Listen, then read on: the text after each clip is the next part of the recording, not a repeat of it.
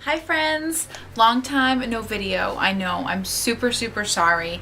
The reason I have been gone for so long is because I had the baby. I don't know if you guys remember, but I was due on April 29th and I ended up having him on April 18th.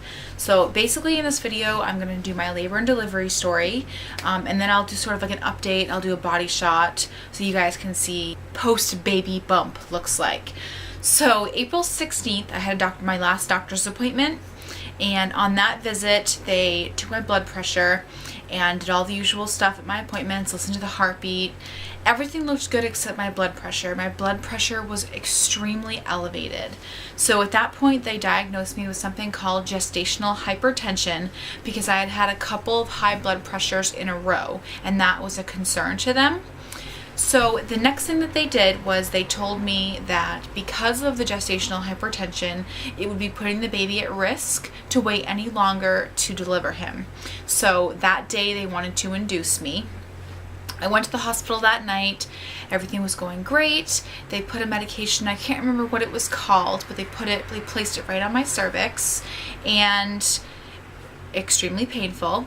I will just say that. Overnight was fine. The next day, there was kind of a shortage of nurses, so they kind of put a pause on the induction. They weren't going to put any more medications on my cervix until there was a nurse that could be dedicated to being my nurse. So I stayed pretty much, I think at that point I was like 2 centimeters dilated, and I stayed that way all the way through Thursday night. Thursday night, the doctor came back in the room, and she told me that they had enough nursing staff and they were going to continue with the induction to make things move a little bit quicker. So they put another one of the medication on my cervix, and by Friday morning I was 4 centimeters dilated, which was awesome. Things were finally starting to get underway, and I was super nervous, but I was really excited that I was going to be meeting my son hopefully that day or the next day, not knowing how long the whole process would take. So Friday, like early afternoon, they came in, and I was 4 to almost 5 centimeters dilated, and they decided at that point, because I did want an epidural, they decided to give me the epidural at that point, which was fine with me. The anesthesiologist came in and gave me the epidural, which a lot of people had told me that I would feel it going into my spine, like numbing it, but I wouldn't feel the actual epidural happening.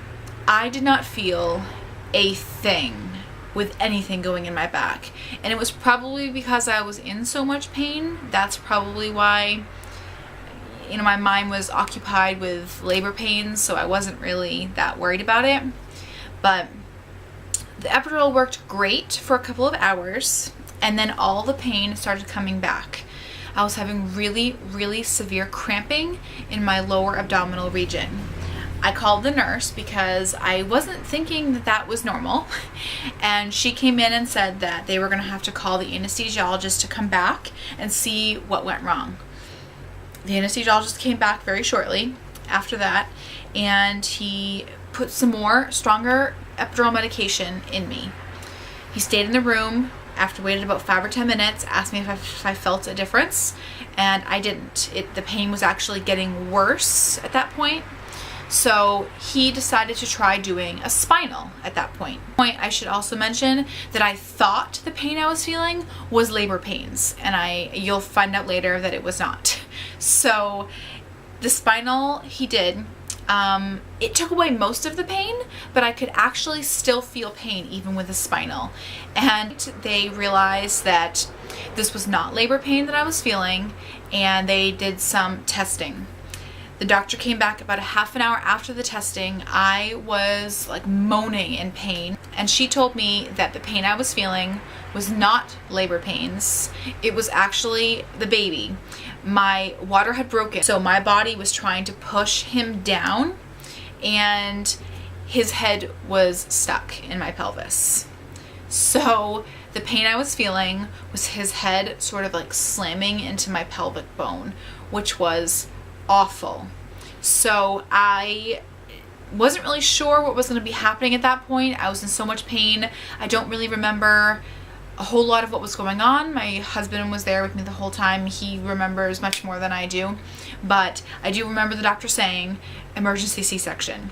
And I remember before when I was pregnant thinking C-section, no way in hell would I ever get a C-section.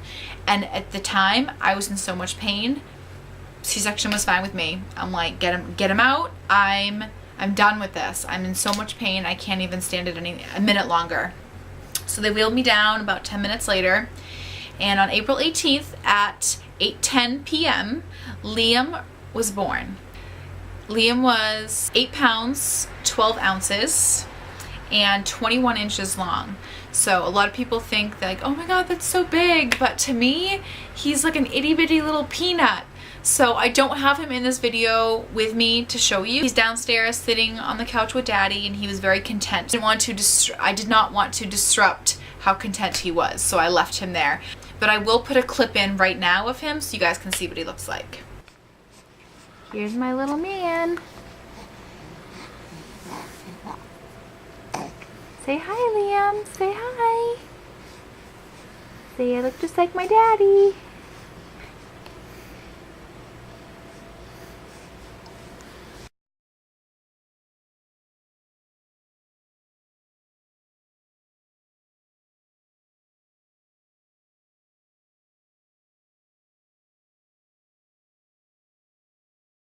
So as you can see, he is absolutely friggin' adorable. So, and of course I would say that because I'm his mom, right?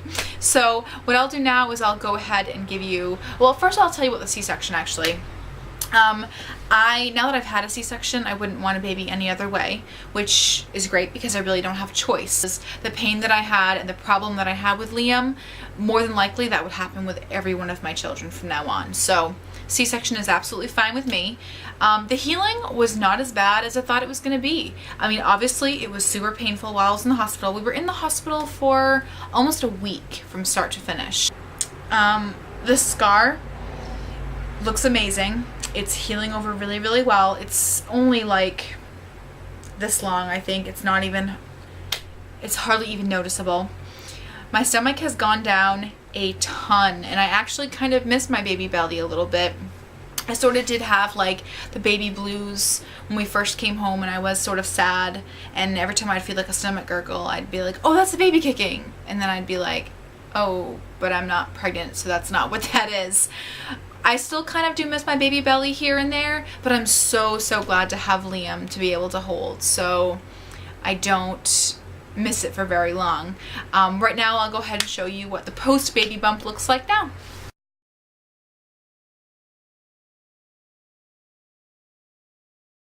So that is my labor and delivery story. Thank you guys so much for watching, and I'm so sorry for the lack of videos. It's been hard trying to get onto a routine. Liam did not sleep at all when we first brought him home at night. He only slept during the day, so it was really hard to get a routine. But now that we're kind of getting into a routine, I'm hoping to get more videos up for you guys. So thanks so much for watching. I'll see you in the next video. Bye!